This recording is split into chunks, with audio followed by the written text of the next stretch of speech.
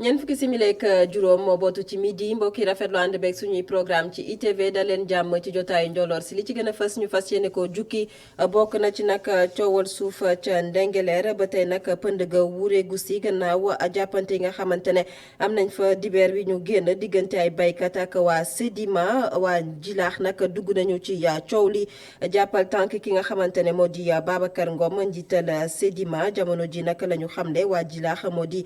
coow li am ca Ndengeleer mbirub politique da cee daal di dugg juróomi fan ci weeruk mai atum 2021 bésub tey nag yemook bés bi nga xamante ne moom la àdduna wërngal këpp di màggal bëccëg gi ñu jagleel ñi di sage femme yi porox ndoolu ci kuréel gi nga xamante ne moom moo ëmb sage femme yu Sénégal ñu daal di jëglu ci kanamu kilifa yu Sénégal bu ñu sañoon nag ñu daal di joyanti anam bi nga xamante ne moom la ñuy amalee seen liggéey fexe ba jële fi wala boo ko wàññi li nga xamante ne moo di ndeete yaay ak doom daan ci teewlu ka leen jiite ci biir xibaar yi buñ ci noppee ponk gu mujj gi daañu ànd ak moom Baba Ndiaye li yéene kaay yi xëy fasal tey jii yemook àllarba juróomi fan ci weeruk mai atum 2021 mbokki bisimila ci jotaayu njoloor si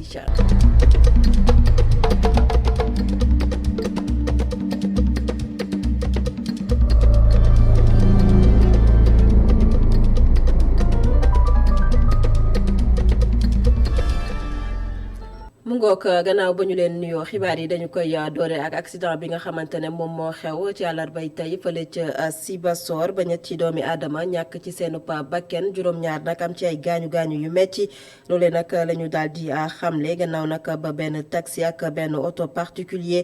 daal di mbëkkante ci fële nga xamante ne moo di Sibassor nekk ci département bu Kaolack ca wetu station d'essence ba taxi bi nag jóge woon Gandiaye moom nag doon moytu ab charrette moo daal di mbëkk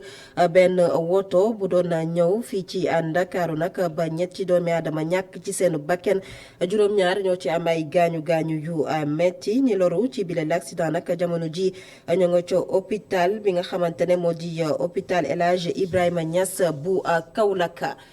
dama leen ko junjee woon ci bopp xibaar yi coowal suuf ca Ndengeleer ba tey nag pënd gi wureegu si ndax jàppante yi fa nga xamante ne jotañu fa am diggante nag ay baykat ya fa waaye itam ak ñi nga xamante ne ñoo di waa ki nga xam ne ñoo nekk fële ca Sedima ñoom nag ñoo waral nag ñi dëkk fële ca Jilaax daal di yëkkati ay kàddu jàppal tànk nag njiital Sedima di Babacar Ngom la ñu xam ne nag askanu Jilaax moo di jamono ji coowal suuf bi am ca Ndengeleer mbiru politique da cee nara dugg ñu teewlu ko suñu correspondant ba ñu teewal ca Mbuur Géej di Muntaga Kana. askanu Jilaax dal nañu bu baax a baax ci waa Ndengeleer ñoom li ñu jàpp mooy waa Ndengeleer amuñu benn suuf ci bërëb bi nga xamante ni foofu la Babacar Ngom installé wu te ñoom sax nëbbuñu ne promoteur bi la ñu àndal. suñu digganteeg Ndengeleer def na 8 kilomètres Jilaax soo ko xoolee fii matul 1 kilomètre kon foog naa ko gën a gën a yey. Ndengeleer Jilaax ëpp ko mag ko suuf si Jilaax moo ko joxe. keneen joxe ko Jilaax moo ko joxe jox ko benn promoteur boo xam ne day liggéey boo xam ne bu mucc ayib ñun amuñu li ñuy contesté ci dara loo xam ne mooy promoteur bi li mu war a jóg xam nga lan la ñuy wax ñun Jilaax suuf si ñun ñoo ko moomoon waxtaan ci juboo seet promoteur bu wóoru ko jox ko suuf si promoteur lépp lu mu ci war moo ngi koy def ak ñun amuñu ci benn ngaay amuñu ci benn regret am bañ nang ñu ngi xam le ne titre foncier bi nga xamante ne ni promoteur bi yor na ko lu wér la te kenn mënu ci dellu ginnaaw. foo mën a toll ak kooku mën a wax dëkkoo Jilaax wala bëggoo Jilaax ndax itam Jilaax koo xam Jilaax fi nga jëlee ak Jilaax fi ñu toll tey ji sooy attaqué Sedima ci lu mu liggéey bëggoo Jilaax nañu wax ne dëgg kon tey ji li ñu mën a wax mooy dañu accepter projet bi. li wér te wóor moo di askan bi nga xamante ne nii ay téeméeri at ñu ngi ànd ci jàmm dafa mel ni ginnaaw bi ñu ñàkkee seeni bërëbu béyukaay ñu ngi bëgg a ñàkk li nga xamante ni mooy mànkoo ak jàmmoo bi ñu leen xamee. Mountaga Kane ci jamono jooju joorim bi nga xamante ne moom la ñu dénk wàllub napp gi ci réew Sénégal Alioune Ndoye mi ngi woon nag ca port bu Bargny Sendou foofee nag daal di xool tolluwaay liggéey bi nga xamante ne sumb nañ ko fa mu di itam porox ndoll ci jëwriñ bi mu di daal di waxtaane lépp loo xamante ne soxal na doomi aadama yi nga xamante ne ñoom ñoo loru ci liggéey bi seenu ndàmpaay lépp nag daal nañ ko addu ci bile nemmeeku ñu amal ko ci teewaay suñu reporter Babacar Seck. ginnaaw bi mu amalee ab nemmeeku ci port minéralier bu Bargny Sendou ministre bi ñu dénk napp gi ak économie maritime am na xel mu dal ci liggéey yi ngeen koy wéyalee te daanaka li ci des bëriwul. muy port boo xam ne bu ëllëgee lépp luy vrac yi lépp luy liquide et cetera en tout cas danañ fi am condition yoo xam ne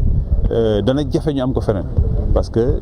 port ultra moderne la jeté bi nga nekk ngeen gis ni mooy que ni bateau bi du dem soxla dem ñuy draguer muy dem ba ci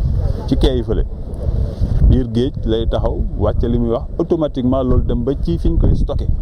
bu dee liquide la wala bu dee vrac la mu dem directement de façon automatique. ñëpp ñi seex liggéeyu port bi ñu ngi def seen kéemtalaay kàttan ngir jafe-jafe yi nga xam ni ñu ngi koy jànkoonteel ñu indi ci saafara rawatina ndàmpaayu ñi nga xam ni liggéeyu port bi daf leen laal. lu ni day du ay ndàmpaay ñooñuy freiné bu yéexee it danañ xool fan la yéexee pour ñu teggi ko parce que loolu mooy instruction chef de l'État te foog naa ni joxe na bu dul benn ñaar di ñett ay instruction pour que loolu féete ñu ginnaaw kan la ñu war a dàmp fañ toll jox nañ la ko am déet est-ce que am na lu des est-ce que am na ñu war a waxtaanal parce que apparemment problème de sécurité am na ñu des yooyu ñu xool convenablement nan la ñu fexe ba askan bi nga xam ne moom la concerné mu nangu ko. jëwriñ bi di xamle ni mbégte la am bi mu gisee ni ay doomu réew mi lu ci ëpp ci liggéey bi ñoo ko def. suñu kontante nag bi nga xam ne moom laay bëgg a fësal fii mooy ñëw ci investissement bu ni day nga gis ni expertise sénégalaise quasiment moo koy def société yi ñu gis fii di tabax ay société sénégalaise parfois même ay SARL loolu jaro sant yàlla la nga gis ay expertise yu am solo yoo xam ne ba ay yooyu dañ koy def di ay soudure avec des robots ay société sénégalaise ñoo koy def loolu am na en tout cas jar na titre la boo xam ne war nañ fier di ko wone. bu weesoo jeté bi nga xam ni dugg na ci géej gi lu tolloog 1 kilomètre ak genn wàll fukk ak ñaari silo yu mën a def juróom-ñetti fukki junni tonnes ci céréales ak ay mbànd yuy def gasoil ak essence daanaka liggéey bi pare na.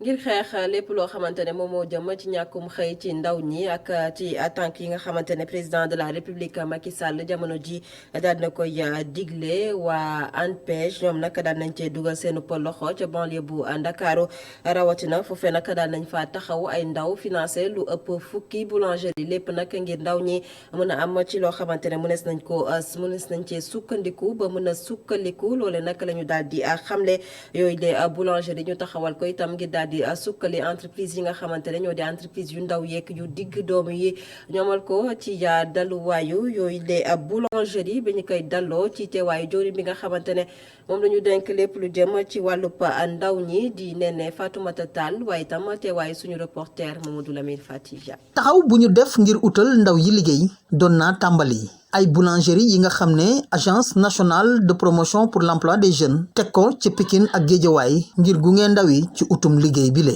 matériel bi four la façonneuse pétrin groupe électrogène auto de livraison moom moo ngi ci yoon bi moom la ñuy xaar ak matériel ay diviseuse machine à glace fontaine lépp daal loo xam ne jumtukaay loo yoo xam ne nii four daf koy soxla ñoom dimbale nañu ko lii li mën a saafara dafa bëri parce que certainement boo xoolee jeunesse bi ñi si dem si gaal yi wala ñu si dugg leneen dafa bëri waaw ñun nag comme réew mi moo ñu ñor ñoom it ñor leen moo tax ñu dem waxtaan ak ñoom ñu dimbale ñu ay matériel pour jox ñu ndax ñu mën a toog fii pour dimbali jeunesse bi ci biir boulangerie yooyu la dina bari li nga xam ne moom lañ fiy liggéey lu dem ci wàllu mburu ak yu nu mel waaw li ñuy defar mooy que ni ñi ngi defar mburu ñi ngi defar lépp luy viennoiserie ak pâtisserie waaw li ñuy xaar nag mooy oto moom lañ amagul mooy li ma waxoon léegi oto bi parce que ku ne xam na ne boulangerie day soxla oto pour mën a génnee mburu bi ci gox bi ndax li ngay jaay ci boutique bi kese du la mën a génneel bénéfice pour nga jël sa charge yi. taxaw ci xëyu ndaw yi doon na li nga xam ne nguur gi war na see xar tànk tubéyam li nga xam ne adduna bi yépp la soxal ngir mën a xeex ñàkk liggéey ndaw yi lee rawatina di leen jàppale ci yokk seeni xam-xam ci liggéey yi nga xam ne ñoo dem ci wàllum boulangerie. unité de boulangerie yi dañ ko tasaare ci dëkk bi ci Sénégal ci biir réew mi boo demee fu mel ni Goudiri fu mel ni Fatick fu mel ni Kanel dëkk yu bari ci biir Sénégal am nañ unité de boulangerie li nga xamante ni nag mooy gestion bi dañ ko jël ubbil ko ndaw ñi ñi nga xamante ni yor nañ ay micro entreprise yoo xamante ni ci mbiru boulangerie la dañ leen a ko libérer ñu liggéey ci recruter ay ndaw mais toujours sous la supervision de l'ANPEJ. Incubateur la foo xamante ni ndaw li mën nañ ko former ci métier yi nga xamante ni métier boulangerie la ak bépp métier bu jëm ci liggéeyu farine. nguur gi ci agence nationale bi def promotion wu emploi des jeunes di tegu ci digtal yi nga xam ne moo jóge ci conseil présidentiel buñ fi defoon ci wàllum financement wu emploi des jeunes ci loolu fukk ak benn boulangerie teg nañ ko ci jàppandalu coopération espagnole boulangerie yooyu le lu mu ndaw ñaar téeméer ak juróom-ñaar fukk ak juróomi nit dinañ fa liggéey bi nga xam ne dina mën a yemb. Mamadou Lamine Fati pèlerinage marial bu Popenguine atum 2021 niki daaw nag duñu ko màggal nañu ko daan màggalee maanaam nag mbooloo mu takku daal di teew ca Popenguine la ko sabab nag di mbas mi di mbasuma coronavirus wala nag ñi nga xamante ne ñoo di chrétien yi di fàttaliku nag anam bi nga xamante ne moom lañ doon màggalee li di pèlerinage marial bu Popenguine ak saafonte bi nga xamante ne moom lañ ci doon nemmeeku diggante ñi di chrétien yi ñu wutali ca Bartir bu Luganda ca jëppal fekk fa nag benn chrétien moom nag mi ngi wuyoo ci turu Rémi Dian di fàttaliku nag anam bi nga xamante ne moom lañ doon màggale pèlerinage marial bu Popenguine laata mbas mi di basuma coronavirus di yegsi ci réewuk Sénégal reportage ca Martyr bu Luganda ak Mamadou Dian. paroisse yeeg église yi duñu fay faral di nemmeeku mbooloo suba si benn ci ñoom ñooy ñëw di amal seeni ñaana. Rémi Dieng moom agent commercial la à la retraite moom catholique bile di xamle li ëpp ci jotam ay ñaan la ko jagleel.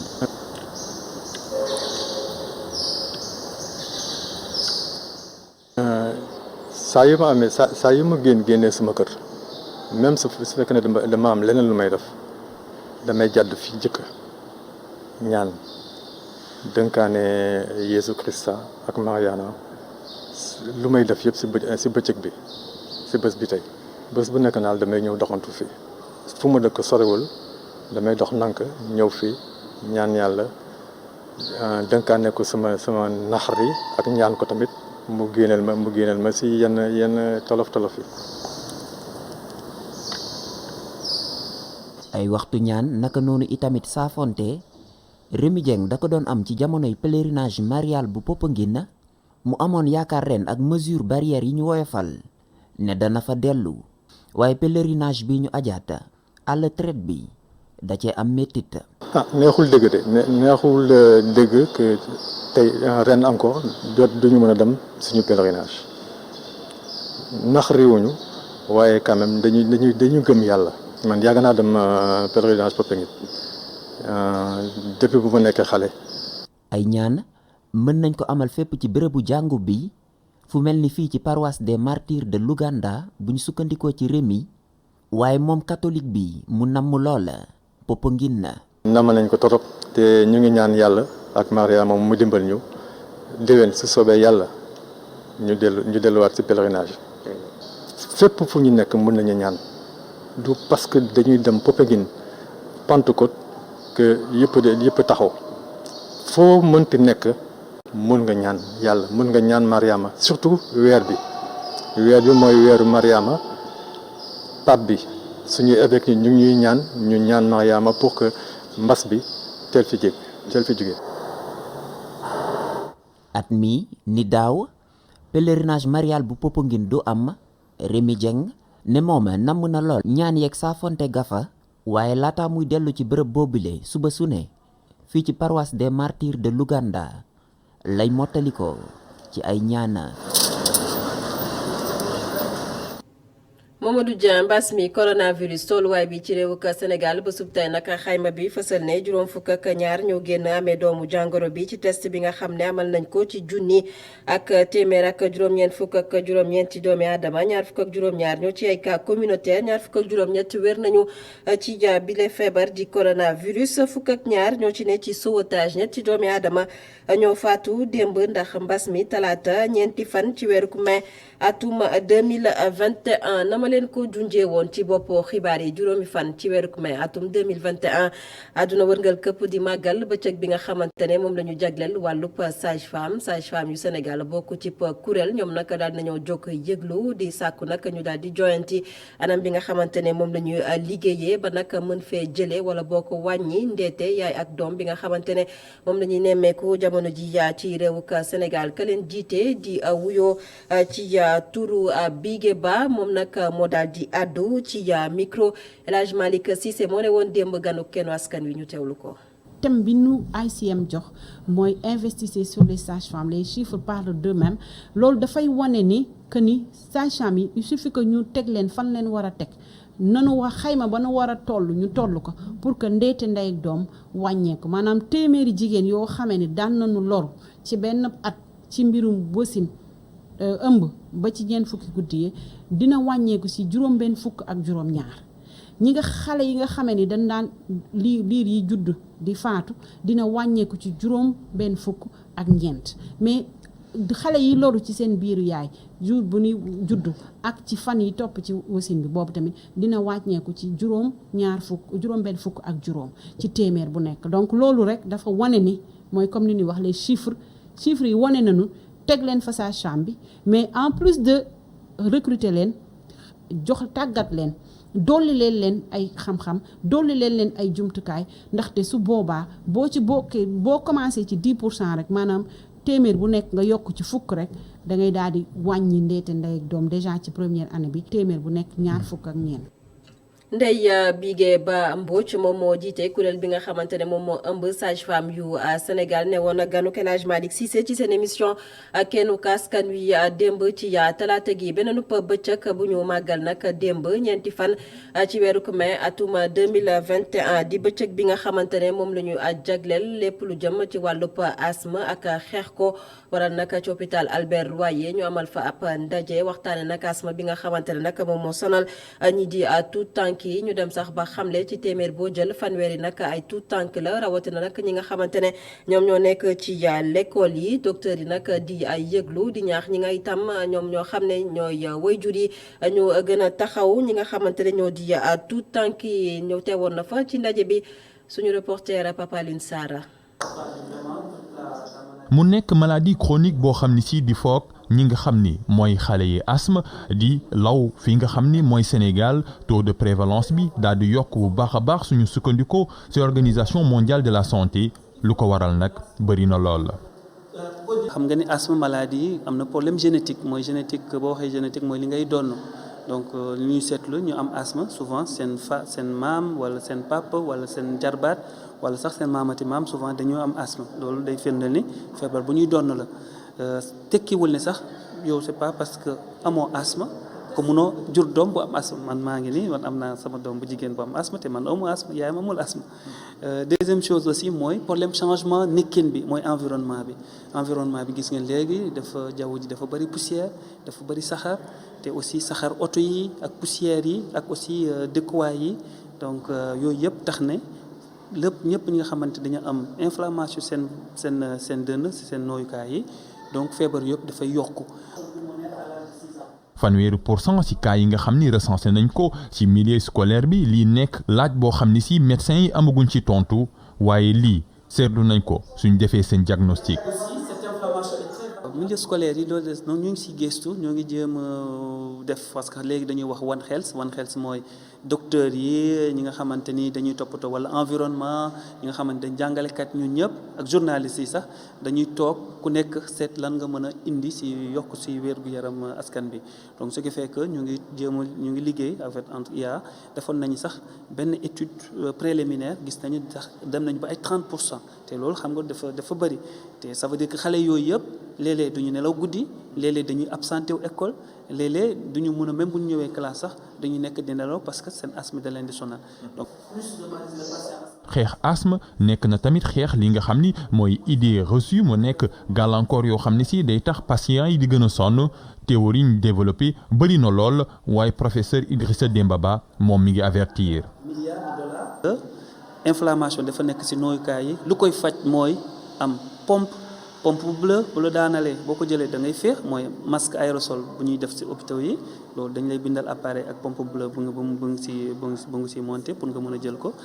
Deuxième chose mooy nga am traitement de fond mooy pompe bu orange bi wala bu xonk bi loolu mooy tax ni nit ki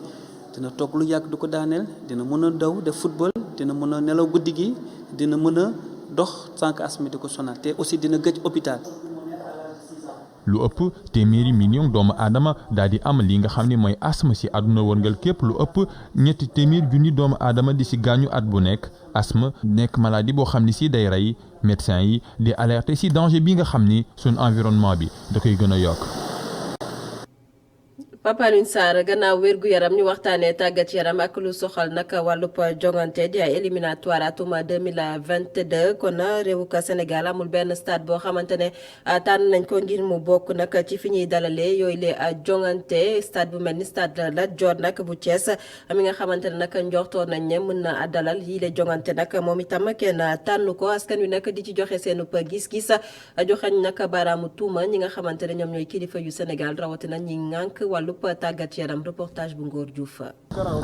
anam yuñ ko fekkee jéggi dayu lool lii di stade amitié ñu duppee ko stade Léopold Sédar Senghor ci biir comme ci biti bépp jumtukaay laaj ñu gën ko ñoŋalaat li ni mel ëlëm Demba Ndiaye mu jàpp rek ne Sénégal war na gën a mën a mérito ay jumtukaay yu mucc ayib. ndax lu day ni Sénégal amoo foo recevoir même boo amee match international tu es obligé nga génn dem ba ay Thiès pour recevoir je pense que ne ça c'est inadmissible. ñu dajeek moom ci buntu stade bi Jean-Philippe Malou sport ba di génn mu jàpp rek ne xar-xanam bu stade bi di joxe jéggi na dayoo lool. waaw neexu ci xool nag bu ñu xoolee zinc yi moom instant dafa màgget ba xoolee ba duggee ci bis dañ koy gis sax zinc am na foo xam ni commencé na daanu te boo amee nañ ngelaw bi mën a wàcc ci kaw nit ñi moo tax itamit dañ ci sóoraale bu baax a baax tamit dal bi tamit dafa màgget tamit trop waaw. mu dellu si di sàkku ci autorité yi ngir ñu gën a ñoŋal jumtuwaay yuñ jagleel ngir tàggatu fii ci Sénégal. Sénégal étant le premier pays en Afrique si wàllum football bi xalaat naa ne wax dëgg neex yàlla suñu fédération bi war nañu jàppale taxawuñu xool nan la ñuy defee de telle sorte que je me dis que ne peut-être ñun suñu équipe nationale problème yi muy jànkonteel yëpp parce que par rapport ak état terrain bi ñuy jouer fii au niveau du Sénégal y a pas suffisamment de terrain bi nga xamante ne équipe nationale war nañ ci mën a recevoir pour prouver seeni qualité parce que bu fekkee affaire de joueur la rek on a de très bons joueurs qui évoluent dans de grands championnats surtout avec état terrain bi peut-être loolu mooy xaw a gën a perturber. lu soxal jongante yi ngir éliminatoire 2022 ñu dëgmal amul benn bërëbu tàggatookaay yaram fii ci Sénégal boo xam ne dal dinañ ko homologué ba tax ñu bëri jàpp ne buñ ci deful dara ba 2022 jongante Sénégal yi yépp mu nar koo defee ci bitim réew li ni mel ñu bëri jàpp ne du ndam pour Sénégal. Ngor Diouf ñu yegsi ci ponk gu mujj ci jotaay gi li yéene kaay xëy fasal tey ak Baba Ndiaye.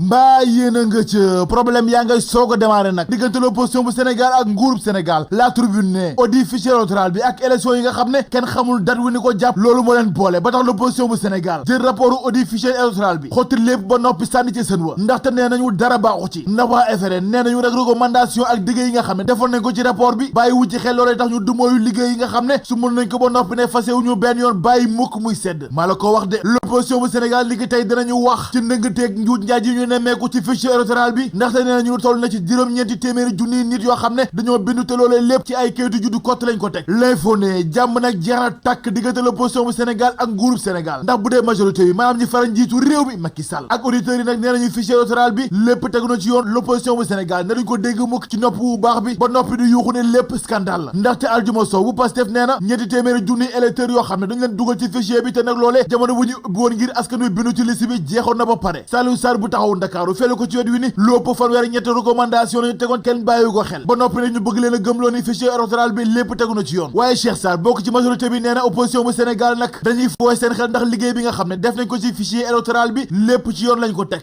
les économies en tout cas nag mbóoti yaa ngi sulee ko benn par benn ci fichier électoral bi nga xam ne liggéey noppi na ba pare yëglekaay bi nag juróom-ñeenti téeméeri junniy nit ñoo bindu ci liste bi te ñoom ñëpp ci kayitu juddu kott lañ ko jaarale te juróomi téeméeri junni yi ñoom ñëpp nag certificat de résidence dañu bindoo les échos yamu ca ndaxte nee na fichier électoral bu Sénégal bi nag ca Malaisie lañu ko géré l'observateur ne l'opposition bu Sénégal nag xeex dëgg lañu fas yéene sumb seen diggante nguurub Sénégal ba tax ñoom l'opposition bi danañ taskatu xabaar yi ngir yebbi seenub mer ak seenub dëgg jëm ci njiitu réew mi Macky Sall Sud Quotidien audit fichier électoral bi nag société civile bu Sénégal seen gis-gis da cee waroo Walf Fadjri ne fi jàmm jeex dëgg kay mooy ci daara yu kawe yi ci Sénégal ndax syndicaliste yi ndongo daara yi ñoom ñëpp dañoo mer ba fut Le Quotidien ci guerre dëgg lañu jëm diggante askanu Ndengeleer ak askanu Jilaax ginnaaw coowal suuf li ko jolli ndax Babacar Ngom bu Sidima waa Jilaax nag ñu ngi koy jàppal tànk ndaxte nee nañu moom la ñu àndal ba jeex tàkk Vox Populi ne préfet bu Mbuur jël da dogal dakkal liggéey ndaxte nee na day bañ mbiri ëpp loxo yéeglekaay bi ne mbiri kay ëpp na loxo ba noppi ndaxte askanu Ndengeleer ak askanu Jilaax boo moyul kon ci fitna gu réy lañu jëm yéeglekaay bi ne askanu Jilaax nag ñoo meroo futu jëmale ci askanu Ndengeleer ndaxte Aliou Faye bu Jilaax moo xam taal wi ndaxte nee na dootuñu may lenn askanu Ndengeleer te nag seenu bakkan lañ ci gar te ñoom waa Ndengeleer lu toll ni benn mètre carré duñu ko jot ci suuf si las ne Jilaax ma ngay jàppal tànk Babacar Ngom bu Sédima ba noppi di dankaaf waa Ndengeleer li leer ba leer l'observateur ne cooli bu dakkul deret dina tuuru ca Ndengeleer ak ca Jilaax les économies moo tax ba préfet ba di Mor Talla Tine jël na dogal dakkal liggéey yi fa sumbu l'exclusif ne njiitu réew mi Macky Sall ca mbëbës nag lañ koy xaar waaye nag na ko leer ni foofee du sedd mukk ndax njàmbat yeeg tawati lépp dina jalaañoo ci koom lii Quotidien ne waa kan mooy bëgg feexal jëwriñ gu ñu dénk wala paj mi ci réew mi di Abdoulaye Diouf Sarr ndax en tout cas song yi ci moom ma ngay taqarnaase bàyyee ko fu ne jëm ci moom le mandat ne en tout cas réew mi yëngu na fen seddul ndax foo laal day metti las ne dembeek dikk bi ci banlieue bu Ndakaaru léegi tey mu neex ndax autopont bu Labat Fall daloon nañ ko te liggéey juróom benn weer la def jëwriñ gu ñu dénk wala dembeek dikk bi di Mansour Faye ci las ni léegi nag seen gët ñu ngi ko teg ci autopont bu Kër Massar le Témoin ne ginnaaw Yoff Saint-Lazare ak Cité Kër Góor gi autopont bu Labat Fall ubbi nañ ko les Échos ba ñuy daloo autopont bi nag gars yi Pape Gorgui Ndongue ak farandoo Cheikh Tidiane Thiami ñoo doon defante gu sap goo xam ne kenn mayul sa morom lenn Libération ak le Témoin ne Matar Ba jëwriñ gu ñu dénk waa tàggat yaram ci Sénégal ak maître Augustin Senghor ma jiite fédération football bu Sénégal ñoom ñaar ñëpp lañu jàpp loxo ci poste te jumtukaay yi ñuy tàggatoo ci réew mi ko waral ñu bàkku jëm ci làmba ji sunu làmb mu ñu xamal ni ñaar fukki fan ak juróom ci weeru décembre di la jàkkaarloo Modou Lo ak Ama Baldé yëglekaay bi samp laaj na ndax Luc Nicolaï cadeau bu mu bëgg a jox amateur yi ndax dina ko réussir yëglekaay bi ne jàkkaarloo Gris Bordeaux ak Lac de Guiers 2 ana ban promoteur moo koy tëgg Les Échos ni benn dealer la ñu jàpp ca Kër Massar ndax yàmba la doon bay seen kaw terrasse mais da ngay seet loolu rek Baba Ndiaye sant ko gërëm ko mbokk yi sant leen gërëm leen ci ànd beeg suñu programme jotaay njoloor si fi lañu koy yëkkati amoon mbégte dégtal leen xibaar yi di wéyandi ci www.emedia.sn jaa ngeen jëf